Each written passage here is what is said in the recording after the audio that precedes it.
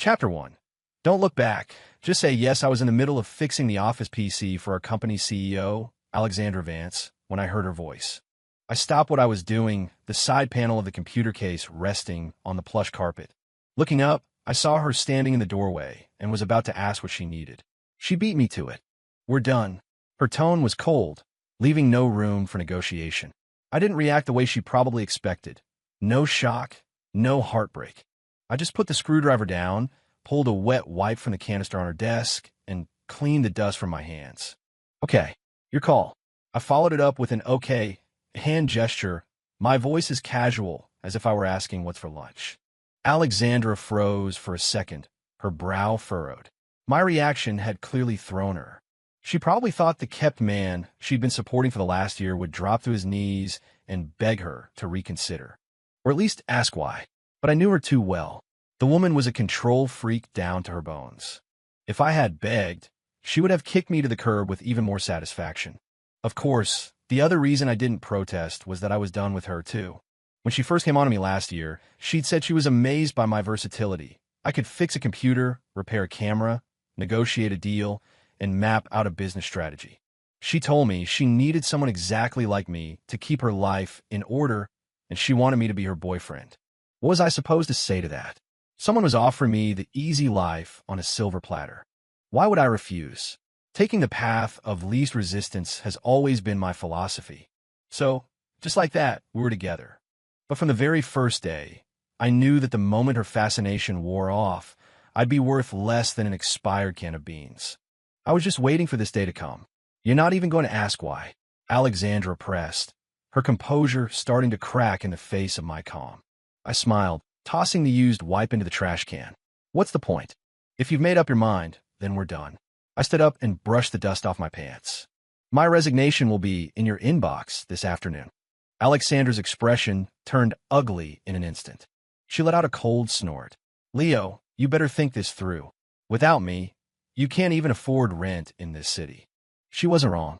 In the year I'd been with her, I hadn't saved much. Most of my salary went toward buying her the little trinkets she'd mentioned offhand.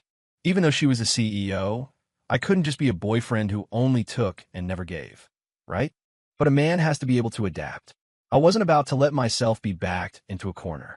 That was her problem, not mine. You don't need to worry about me, Ms. Vance. I picked up my beat-up old laptop, ready to leave. I fix your desktop. If it breaks again, you'll have to call a repair service. I paused at the door. But I should warn you, they're expensive, and they might not even get the job done right. With that, I walked around her and out of the office.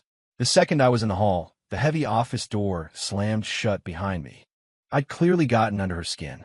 Back in my cubicle, I started packing my things. My coworkers shot me furtive glances, a mixture of pity and smug satisfaction. Everyone knew I was Alexandra's special project, and they'd never been shy about gossiping behind my back. Seeing me pack my desk, I bet more than a few of them were popping champagne in their heads. I worked fast. A single cardboard box was enough for all my belongings. On my way out, I placed my employee ID badge gently on the polished marble of the reception desk. Leo, are you really leaving? The receptionist asked quietly, a look of genuine disappointment in her eyes. I'd help her out with tech issues more times than I could count. Yeah, the world's a big place. Thought I'd go see it. I joked, then walked out of the building without a second glance. The weather today was perfect. The San Francisco sun was so bright you had to squint. For a second, I felt like I was on a movie set. I shielded my eyes with my hand and tried to hail an Uber. Just then, the window of a luxury sedan rolled down, revealing a face hidden behind a pair of designer sunglasses. Well, if it isn't Leo Hayes, the genius himself.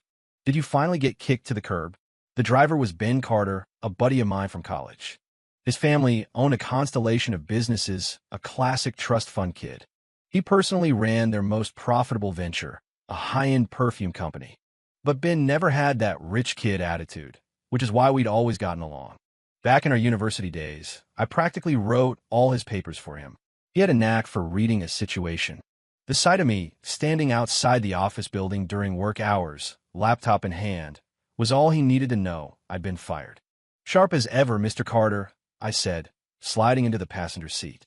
Ben took off his sunglasses and gave me a once-over. You look way too relaxed for a guy who just got dumped. You look like you just won the lottery. Close enough. Single and unemployed. It's a double blessing, you could say. I leaned back into the plush leather seat and let out a long sigh of relief. Ben started the engine. All right, you poor bastard. Let's go for a ride. We can figure out your next move. As the car pulled into traffic, he started ranting. I always told you that woman was no good for you. She puts on this ice queen, workaholic act, but she's got no real talent. Honestly, Ben knew what he was talking about. He and Alexandra had dated for about 2 weeks, 3 years ago, before it imploded. According to Ben, Alexandra didn't even know how to love herself, let alone anyone else. Worse, she had this deeply ingrained superiority complex, a belief that she was part of a privileged class that played by different rules. I didn't believe him at first, but after 3 days with her, I was a convert. That was the day I started preparing my exit strategy. I knew, without a doubt, that someone like her would never settle for a lifetime with someone like me. The deeper you fall, the harder the landing. By pulling out early, I'd walked away without a scratch. Alex making you her assistant was a criminal waste of your talent, Ben continued. If it were me, I'd have you running the show. I just chuckled. Come on, man. I'm just a guy who fixes computers. Bullshit. Ben spat. You forget that marketing plan you wrote in college? The professor used it as a case study for years. And what about that campus-wide coding competition? You single-handedly demolished the entire computer science department. Remember that? He shook his head. Leo, your problem is you're too damn lazy. You had to go for the easy life. Is that how a real man lives? You see those cheesy romance novels? How many of those characters who chase after high society love actually get a happy ending? I nodded. He was right. I had been coasting, thinking a quiet, simple life was enough. I never felt the need to claw my way to the top. But now that the free ride was over, it was time to sink my teeth into something real. Seriously, man, Ben said, his tone shifting. My marketing director just got himself thrown in jail for embezzlement. You want to give the job a shot? He glanced over at me. Name your salary. Whatever you want. I turned to look at him. You're not worried I'll run your company into the ground? If you can manage to bankrupt my company, I'd have to build a statue in your honor, Ben joked. Talent like that is hard to find. He had a point. His perfume company was a Fortune 500 firm. It wouldn't be easy to sink that ship. After a moment, I nodded. All right, I'm in. But you don't have to let me name my price. Just give me the market rate. I added, but I have one condition. When I make a decision, nobody gets to interfere. Done. I trust you, man. Ben suddenly swerved and pulled the car over. Come on, there's a bar up ahead. Let's grab a few drinks. To celebrate you escaping that hellhole, and to celebrate me landing a superstar. Benny, are you crazy? We get a DUI, and you won't be driving for the next 5 years. Do I look like an idiot? We'll get a lift home. Seeing the genuine excitement on his face, I felt a surge of emotion. Maybe it really was time to see how far I could go. As for Alexandra, she thought I was just an accessory. She had no idea I was only ever just passing through her world. Now I was done passing through. It was time to walk my own path. Chapter 2, New Job. New beginning. The bar Ben took me to his upscale, but he was never one for formalities. He dragged me over to the counter and ordered 2 glasses of top-shelf whiskey. Leo, I'm telling you, that woman Alexandra is going to regret this. I know her type. She acts without thinking, and then when it all blows up, I shook my head. Let's not talk about her. It's bad juju. Fine, you're right. Ben reached into his briefcase and pulled out a folder, sliding it across the bar to me. Here's the basic rundown on my perfume company. Take a look. Don't need to. I already did a full workup on your company when I was with Alex. I took a sip of whiskey. What I want to know is, which genius came up with your current marketing strategy? The same jackass who's now in prison for embezzlement, Ben grumbled. He was some hotshot with a fancy overseas MBA, pulling in over $100,000 a month, spewing jargon every time he opened his mouth. Turned out to be completely useless and nearly walked away with $30 million of my money. I get pissed just thinking about him. Ben shook his head. Everyone thinks these guys with foreign degrees are brilliant. Bullshit. A lot of them are just people who go abroad and then do nothing but trash their own country. What kind of talent is that? Even if they have skills, you think they're going to stick around a small shop like this? Nah, They're all gunning for jobs at those big multinational corporations that have basically taken over the domestic market. I laughed and nodded. I knew the type. They act like they've achieved some higher state of being overseas, then look down their noses at everything back home. They can blow any minor, universal problem into a national crisis. I couldn't stand those types either. But I got their angle. It's all about the money. How else are they going to convince people to emigrate to their new home countries if they don't paint their old one as a dumpster fire? More immigrants mean more consulting fees for them, right? Anyway, forget him, Ben said, waving his hand dismissively. What do you think is wrong with the strategy? I'd already analyzed his company. The core problem was that they were trying to be a luxury brand without letting go of the mass market. They wanted to have their cake and eat it too. The result was a brand stuck in limbo. Regular consumers thought it was too expensive, while the wealthy saw it as too cheap. After all, if you want to sell to the elite, you have to price your product at a level that makes smart people hesitate. And if you want to sell to the masses, you need a price point that feels accessible. The problems are significant, I said, finishing my drink. Look, let me come into the office tomorrow. I'll give you a final verdict after I see the full picture. The next morning, I arrived promptly at the Aura Perfumes headquarters. Ben personally escorted me in and called a meeting with the marketing team. Everyone, this is Leo Hayes, he announced. From now on, he is the director of digital marketing for this company. What he says goes. Is that clear? The people sitting around the conference table exchanged uneasy glances, their skepticism palpable. The deputy director, a man named Mark Riley, looked particularly sour, his face dark enough to curdle milk. Mr. Carter, Mark began, his voice dripping with sarcasm. Which major firm did Mr. Hayes grace with his presence before this? He didn't wait for an answer. I heard he was an executive assistant over at Vance Innovations. That doesn't seem to have much to do with marketing, does it? A few low snickers rippled through the room. It was clear no one took an assistant seriously. Ben shot back. Mark, are you unaware that an executive assistant has to be a jack of all trades? Are you telling me my own assistant, Sarah Chun, doesn't know marketing? Mark didn't dare answer that, because before the embezzler was hired, Sarah had been the acting marketing director and had done a stellar job. I stepped forward, holding a file. Mr. Carter made a good point, so I'll just continue from there. Mr. Riley, this proposal was your work, correct? Yes, it was, he said defensively. It's a precision marketing strategy based on the latest big data analysis. I smiled and tossed the proposal back onto the table in front of him. With all due respect, this proposal is worthless. The room went so quiet you could hear a pin drop. Mark shot to his feet, his face red with anger. What did you say? What gives you the right to call my plan garbage? I looked around the room, my voice calm and steady. Your proposal states that the target audience is women aged 18 to 35, correct? But your chosen advertising platforms are a handful of traditional news websites that are bleeding users. The justification was to save money, right? I leaned forward. Well, some things you can't cheap out on. Think about why the Fire Festival was such a disaster. Furthermore, your entire proposal is based on data that's several years old. It was obsolete from the start. Who in the target demographic even uses those sites anymore? I continued. And you spent $200,000 on a celebrity endorsement from a star who hasn't been relevant in 3 years? Mr. Riley, I admire your commitment to saving the company money, but I can't exactly applaud a strategy that involves slashing the budget on our main artery. To sum it up, I concluded, your plan is in fact not good. Mark was speechless. After a long, awkward silence, he finally managed to stammer. You talk a big game, Leo. What's your brilliant idea, then? A female employee challenged me, clearly unconvinced. It's simple, I said. Modern marketing is about two things: engagement and emotional value.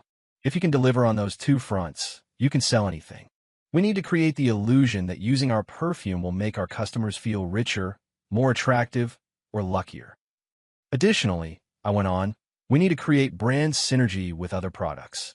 For example, we could partner with a popular video game IP that's starting to lose some of its heat, but still has a dedicated fan base. Ben looked confused. Why a game that's on a downswing? Because a developer on a downswing is more likely to grasp at any lifeline to save their IP. And the fact that it's still popular means they don't want to give up on it. And it comes with a huge built-in user base. They're the perfect partner for us. Ben's eyes lit up with understanding. He gave me a thumbs up. That day, I drafted a completely new marketing strategy based on my philosophy. When I presented it, everyone said it was brilliant. I couldn't tell if they were being sincere or just saying what Ben wanted to hear. But it didn't matter to me. All I cared about was delivering results. Time would prove me right, and it did. 3 months later, company revenue was up 5%. Aura Perfumes went from a Fortune 500 company to a top 100 contender. One day, while I was buried in work, my phone rang. It was an unknown number.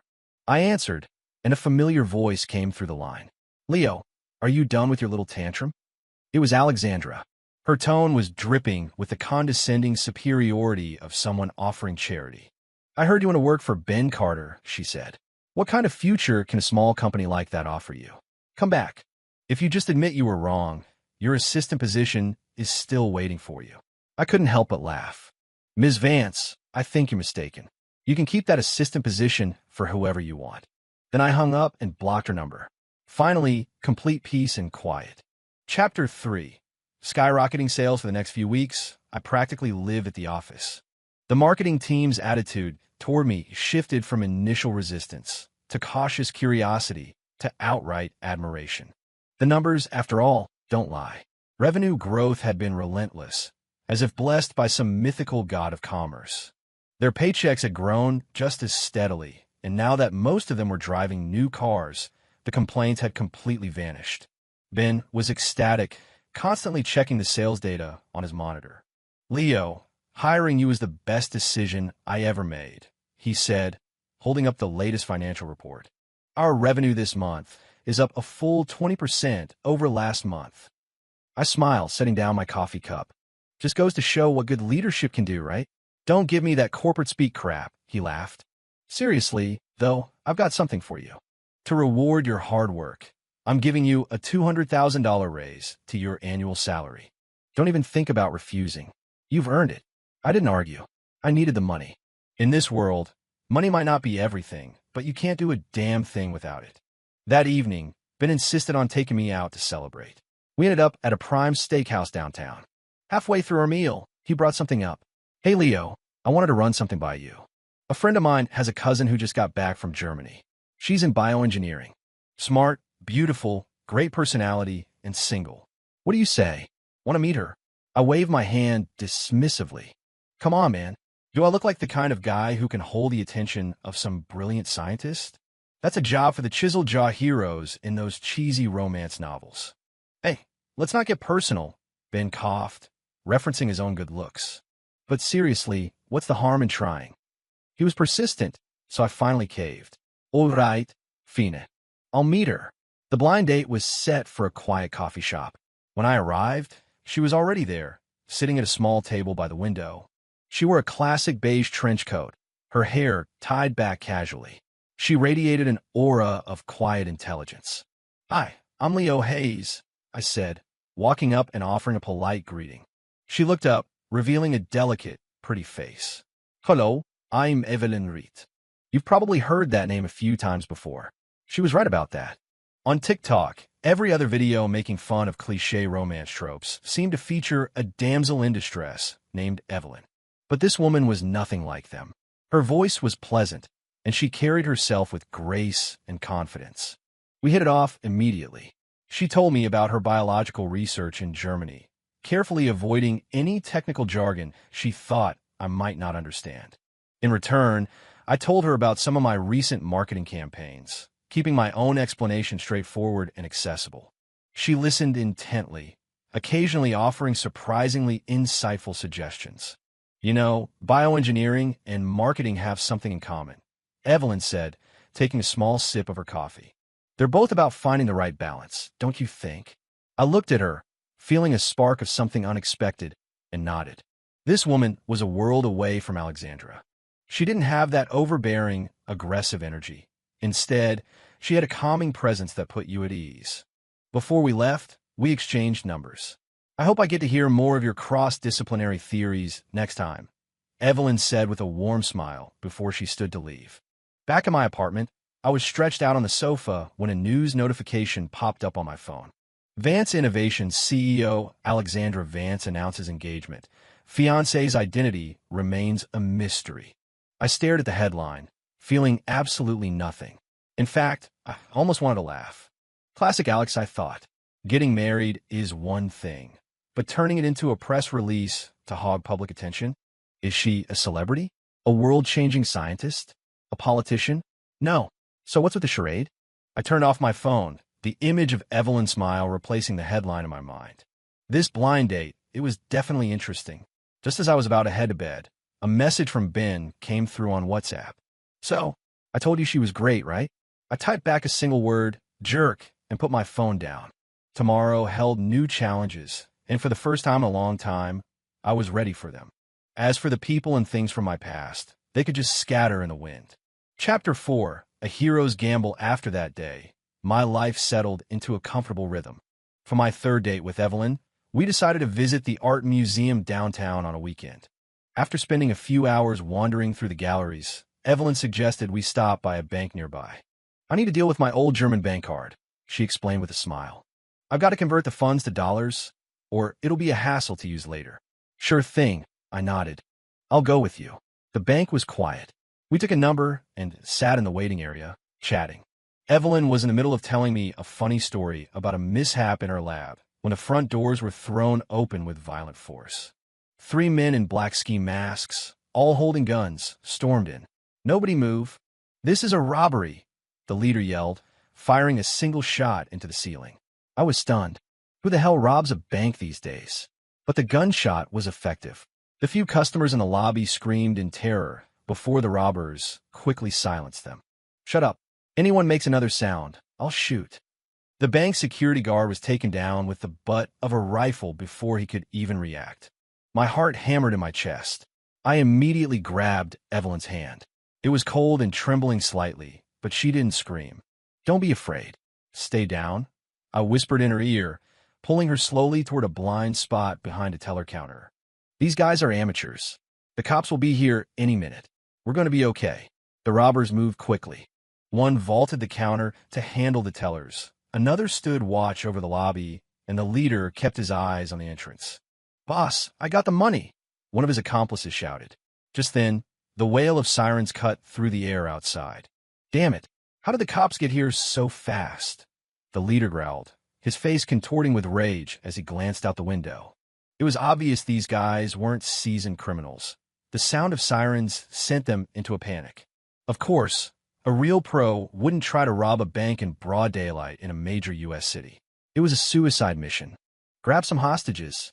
Now, the leader commanded. The robber patrolling the lobby immediately started heading our way. His eyes landed on Evelyn, who was still crouched in the corner.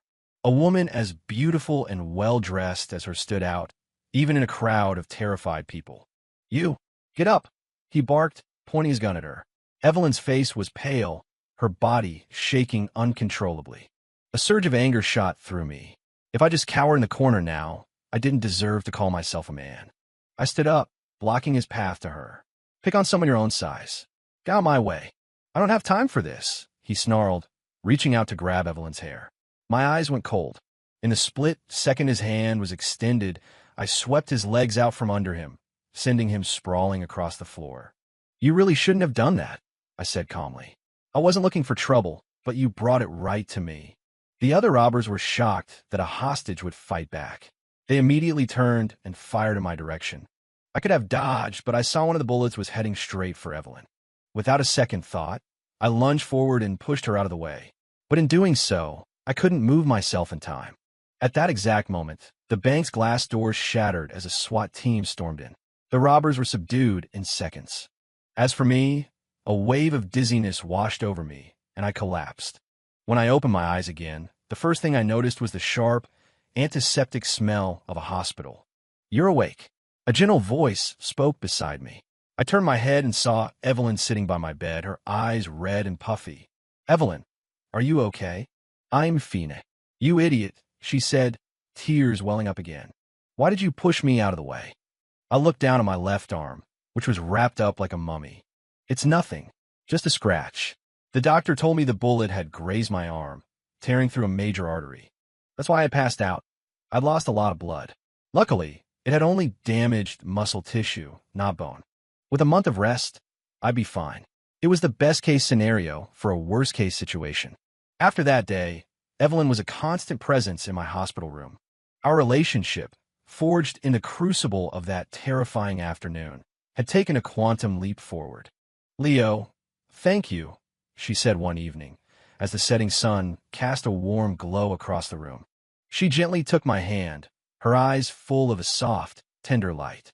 "But please, don't ever do something so reckless again. You'll make me worry." I looked at her and smiled, giving her hand a gentle squeeze. From that day on, I knew I had found someone truly worth protecting. Chapter 5. An unwelcome visitor. After 2 weeks in the hospital, the stitches in my arm were finally removed. I still couldn't lift anything heavy, but I was clear to return to my normal life. Evelyn insisted on driving me back to the office. "You're returning as a hero," she teased as she navigated through traffic. "I bet Ben has a huge welcome ceremony planned for you." I laughed. "As long as he doesn't make me give a speech, I'll be fine. Public speaking is not my thing." Sure enough, when we pulled up to the office building, Ben was there, flanked by the entire marketing department. They were holding a massive banner that read, "Welcome back, Leo the Lionheart." I cover my face, feeling a lifetime's worth of embarrassment wash over me in a single moment. "Now, you're finally back." Ben rushed forward and pulled me into a crushing bear hug, putting painful pressure on my healing arm. "Easy, man, easy. Are you trying to send me back to the hospital?" I grumbled, pushing him away. Sorry. Just got excited." Ben's gaze shifted to Evelyn standing behind me, a sly, matchmaking grin spreading across his face. "Hey, Evelyn. Glad you could make it. Looks like I did a pretty good job playing Cupid." Evelyn smiled graciously. "Ben, I'm trusting you to take care of Leo. Don't let him overdo it. Don't worry, he's my golden goose now. I'll take better care of him than my own car." After Evelyn left, I walked back into my office, which I hadn't seen in weeks. A mountain of files sat on my desk, but they were all neatly organized. Mark Riley came in, his attitude a complete 180 from before. "Mr. Hayes," he said respectfully, "while you were out, we continued to execute the strategy you laid out. The pre-sale numbers for Black Friday have already crossed $2 million. The factories are running overtime just to keep up with production." I nodded. "Good work, Mark. Thank you. Once we're through this busy season, I'll take the whole team out for a proper dinner." "Thank you, sir," Mark said with genuine gratitude before heading out. Watching him leave, I had a smile. In the end, respect isn't given, it's earned. And nothing earns it faster than results. Later that afternoon, I was reviewing a contract for a cross-promotional campaign when my assistant knocked on the door, a strange expression on her face. "Mr. Hayes, there's a Ms. Vance here to see you." I looked up confused. "Say that again? Who is it?" "The CEO of Vance Innovations. She's asking for you by name." "Let her in." I put down my pen and leaned back in my chair. The door opened, and Alexandra Vance walked in. She was wearing a striking red trench coat, her makeup flawless. She hadn't changed a bit. "Now, it's been a while." She scanned my office, her tone laced with a familiar note of condescension. "It looks like Ben is treating you well. He even gave you such a big office." "It's all right," I replied coolly. Alexandra's face tightened for a moment. Then she let out a cold laugh. "I heard you tried to play the hero a few weeks ago. Almost got yourself killed in a bank. When did you become such an attention seeker?" I stared at her, finding her logic completely baffling. "Ms. Vance, if you're here to ask about my injury, then thank you for your concern. If you're here to sling insults, the door is right behind you. Don't let it hit you on the way out." Alexandra gritted her teeth and strode toward my desk. "I'm getting married next Wednesday at the Fairmont." She pulled a gold-embossed invitation from her purse and tossed it onto my desk. "Even though we broke up, we were together for a while. If you have any decency left, you'll come and have a drink." I glanced at the invitation without any desire to even open it. "Congratulations. If I'm free, I'll be there. But it's not likely. I'm very busy these days." "Busy?" Alexandra's voice shot up. "Busy taking that PhD woman out on dates? Leo, don't think I don't know what you're up to. You found a doctor just to prove you could do better without me, didn't you?" Her reasoning was so self-centered I almost burst out laughing. "Alexandra, Do you really think you're the center of the universe? That everything revolves around you? I stood up, meeting her gaze directly. Who I date has absolutely nothing to do with you. And yes, my life is much better without you. Not because I left you, but because I'm capable enough to make it better on my own. Alexandra trembled with rage. Fina, that's just fine. Leo, you'll regret this. She snatched her purse and stormed out, the sharp clicks of her heels echoing down the hallway. I picked up the invitation from my desk and dropped it straight into the trash can. Regret? The only thing I regretted was wasting a year of my life saying yes to her in the first place. Just then, Ben walked in, catching a glimpse of Alexandra's retreating back. What was she doing here? If her company wants to do business, they should be talking to my sister. She was dropping off a wedding invitation. All right, I heard about that, Ben said, plopping into a chair. Her fiancé is a total screw-up. His family's company is about to go bankrupt. This marriage is a last-ditch effort to save it. She's hoping the news of the merger will attract a new wave of investors. And believe it or not, a few idiots actually fell for it and threw $30 million at her. I wasn't surprised. Her fiancé might be a mess, but Alexandra wasn't. Her company was still on an upward trend. Makes sense. Vance Innovations still has some cachet. Pulling an investment isn't out of the question. Anyway, forget her. Ben slid a folder across my desk. Here's the development plan for next month. Take a look and get a head start on the scheduling. There are a few events in there that will require your personal attendance. I opened the file and scanned the contents. There were 3 networking events I needed to attend. The most important one, a major industry gala, was one that Evelyn would also be at. A smile touched my lips. All right, got it. I'll work it into my calendar. Chapter 6. A different kind of reunion the gala Evelyn was attending was held on a Wednesday in the grand ballroom of the Fairmont Hotel. The place was dazzling, dripping with chandeliers and sparkling with champagne flutes. I arrived in a sharp, deep blue suit, feeling ready for the night. Ben came too, but he immediately disappeared into the crowd to network with his peers in the fragrance industry. I found a table with a few directors from other companies I was friendly with and settled in a talk shop. A few minutes later, Evelyn arrived. She was immediately surrounded by a group of men in bespoke suits, all clearly engrossed in some academic discussion with her.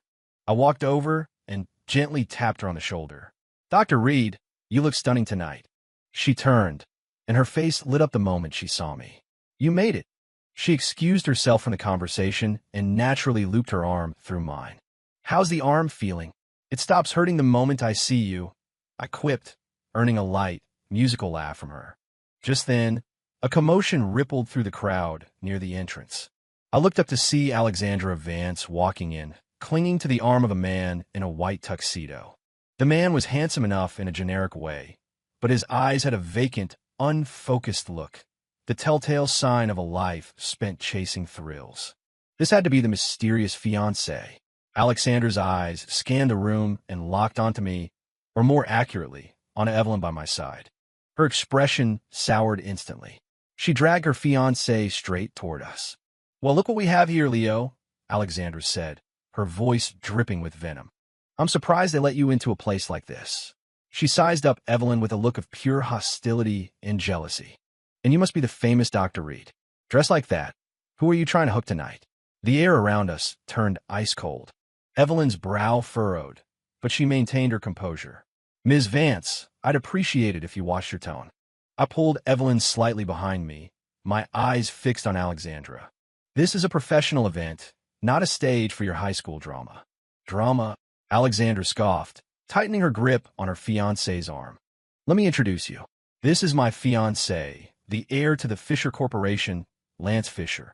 The man, Lance, lifted his chin arrogantly. So, were you the assistant who lived off her? I hear you're running errands for Ben Carter now. He smirked.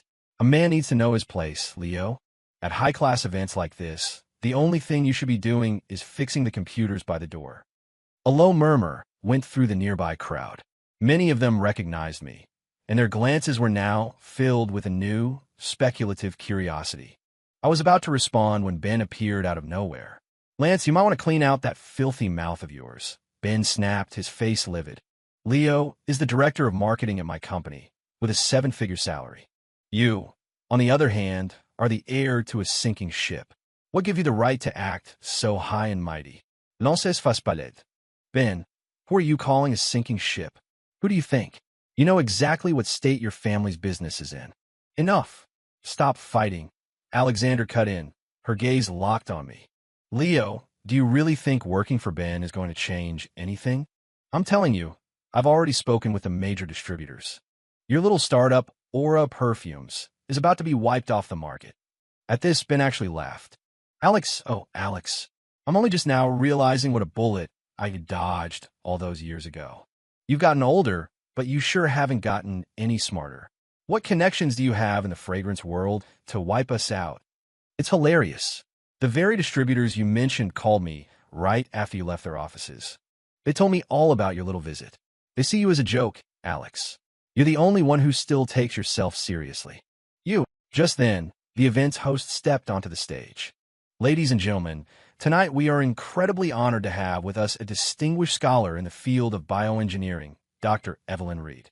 She will be sharing her latest research breakthrough, a low-damage medical technology capable of completely eradicating cancer cells.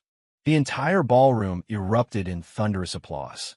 Evelyn smiled at me, then walked gracefully to the podium. For the next 20 minutes, you could have heard a pin drop. She explained her technology in clear, accessible language. The CEOs of major pharmaceutical and medical tech companies in the audience were on the edges of their seats, their eyes wide with disbelief and excitement. After her presentation, a flood of people rushed toward Evelyn, all clamoring for a partnership. But Evelyn simply pointed in my direction. Ladies and gentlemen, I have already exclusively licensed this technology to Nexus Biopharmaceuticals, a partner company of Aura Perfumes. Nexus was the company run by Ben's older brother. If you're interested in collaboration, you can speak with the director of marketing for Aura Perfumes, Mr. Leo Hayes. After all, his boss is the brother of Nexus's CEO. In that instant, every eye in the room turned to me.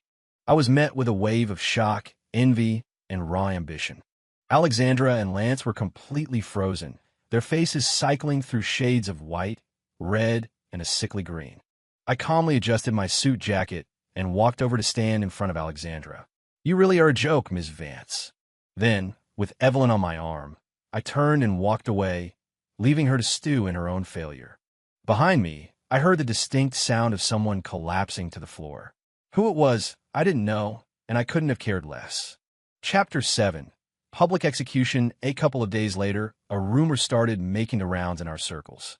Vance Innovations and the Fisher Corporation were joining forces to develop a revolutionary new fragrance.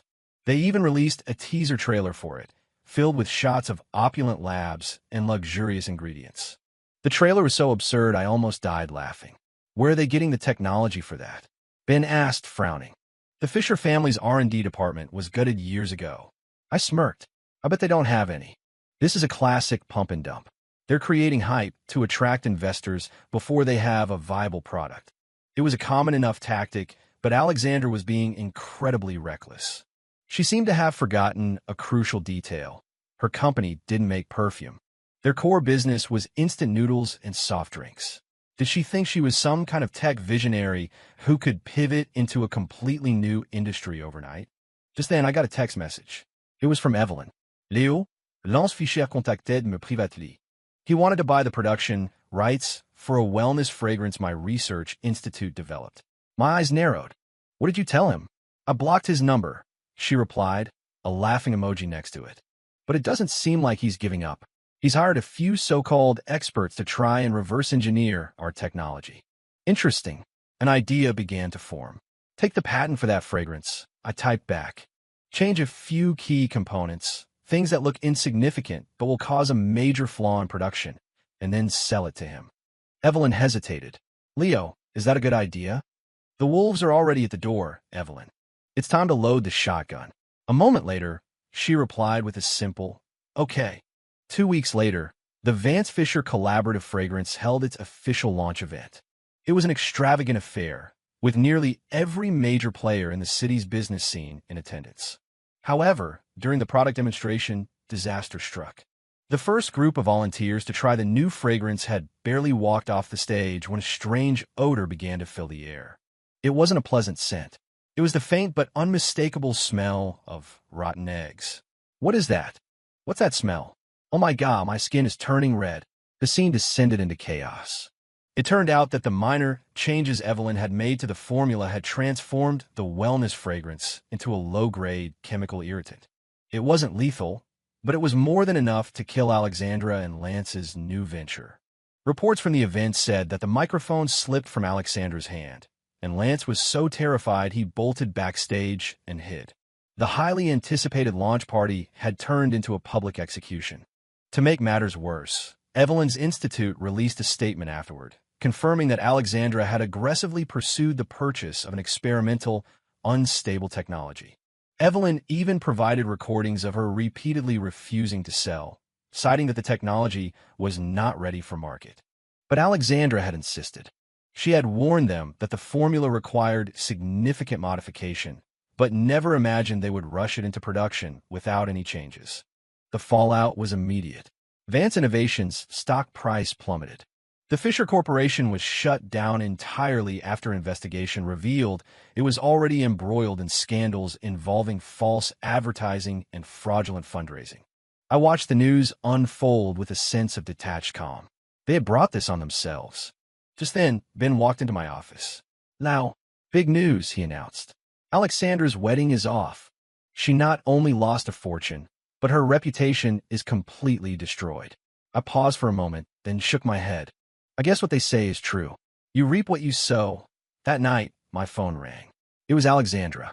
Her voice was brittle and exhausted, completely stripped of its usual arrogance. "Leo, it was you, wasn't it?" I stayed silent for a moment before answering calmly. "Alexandra, I don't have time for games like that. You were just too greedy. If you had focused on making a good product instead of trying to tear everyone else down, you wouldn't be in this mess."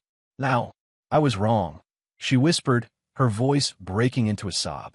"I regret everything. Can we start over? I'll give you half of my company."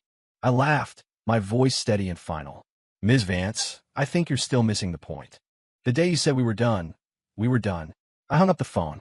Outside my window, the city lights began to twinkle to life.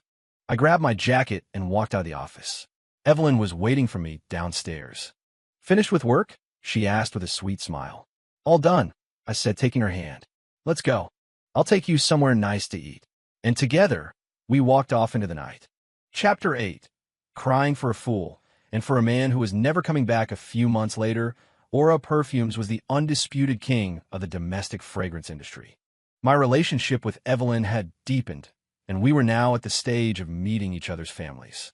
One Saturday, Evelyn insisted on dragging me to the mall. "Mr. Director," she said, her arm linked firmly with mine, "those few dress shirts you own are about to disintegrate. We are buying you new ones today. Non negociable." I could only laugh and surrender. All right. You're the boss." The mall was bustling with people. We were in a department store, picking out some new kitchenware, when I heard a familiar voice behind me. "Lau." The voice was trembling, laced with disbelief. I turned around and saw Alexandra Vance. She was dressed simply, in jeans and a plain sweater. She had lost a lot of weight, and the sharp, commanding aura she once projected was gone. In her hand, she clutched a simple canvas tote bag. Her eyes were filled with a storm of emotions. "It really is you," she whispered, walking toward me. Her gaze flickered between me and Evelyn, who stood calmly by my side. Evelyn instinctively moved a little closer to me and offered a polite nod. "Ms. Vance, it's been a while." Alexandra ignored her completely, her eyes fixed on me. "Leo, I've been looking for you. Is there something you need, Ms. Vance?" She bit her lip, her eyes turning red. "That day, when I said we should break up, I was just joking." Her voice was barely a whisper. "I thought you would try to win me back, like you always did. I thought you would beg me not to go. I even announced my engagement on purpose. I was trying to force you to come find me." Before she could finish, I couldn't stop myself from letting out a short, sharp laugh. "Alexandra, do you really think that a funny kind of joke to play?" I looked her straight in the eye, my voice cold and clear. "In your world, maybe I was just a pet you could toy with whenever you were bored. But for me, every relationship I enter, I take it seriously." Tears finally spilled from Alexandra's eyes and ran down her cheeks. "I was wrong, Leo. I truly know that I was wrong. I've regretted it every single day for the past year. Without you, my life is a mess. My computer breaks, and there's no one to fix it. I get sick, and there's no one to take care of me. Her voice cracked. My company is about to go under. Leo, please will you come back and help me? Evelyn frowned slightly, but, with her impeccable manners, said nothing. I gently squeezed her hand, a silent reassurance. Then, I turned my full attention back to Alexandra. You're wrong, Ms. Vance, I said slowly. It's not me you lost. You lost your own basic sense of respect for other people. And until you understand that, you'll never be able to hold on to anything good that comes into your life. As for your company, that's a result of your own business decisions. I can't help you with that. I paused, letting the words sink in. Besides, I have my own career now. I have someone I love. Why would I ever go back to you? Alexandra stared at the way Evelyn and I stood together, a picture of quiet unity, and the last glimmer of hope in her eyes finally died. She had always believed that all she had to do was snap her fingers, and I would come running back. She never imagined that she could push things too far. Leo, is there really no chance for us? She asked, her voice so small it was almost lost in the noise of them all. No chance, I replied, offering her a polite but distant smile. I hope you find someone who can truly put up with you someday. With that, I took Evelyn's hand and turned away. Hey, you know, that frying pan we saw earlier was pretty nice. Let's go take another look. Okay, Evelyn said softly. The one we have at home is getting pretty old. Alexandra stood frozen in place, watching our backs as we walked away. In that moment, she finally understood that some jokes should never be told. Some decisions can cost you everything, and some mistakes, once made, can never be undone. The truth was, Alexandra had always known what I was capable of, but she also knew that if I ever truly used my skills, I would have the power to leave her. What she had never considered was that the opportunity she refused to give me, someone else would offer in a heartbeat. A thoroughbred horse never lacks for a discerning eye, especially one whose talent has already been proven. She sank to the floor, right there in the middle of the store, and burying her face in her hands, she began to sob. She was crying for her own foolishness. She was crying for a past she could never get back. And most of all, she was crying for the man who was never, ever coming back to her. A few weeks later, on the day of my engagement party with Evelyn, I heard the news that Alexandra had taken her own life. They said she left a note. All it said was, if I could do it all over again, I would never lose. My only thought was that she'd been reading too many of those trashy web novels. Even if second chances were real, why would someone like her ever deserve one? The end.